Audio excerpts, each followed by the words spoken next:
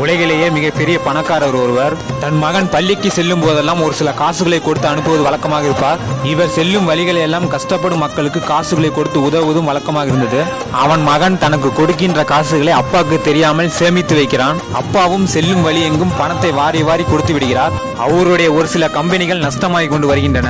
உலகிலேயே மிகப்பெரிய பணக்காரன் ஒருவேளை சாப்பாட்டிற்கு கூட கஷ்டப்படும் நிலை வந்து விடுகிறது. மகன் சேமித்து வைத்த காசுகளை கொண்டு போய் அப்பாவிடம் கொடுக்கிறான்.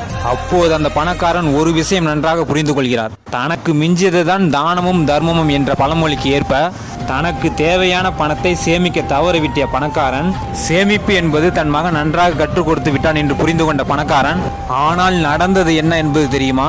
அடுத்த நாள் ஆங்கில செய்தித்தாளில் முதல் பக்கத்தில் இவரை பற்றி ஒரு புகைப்படம் ஒன்று வெளியாகிறது.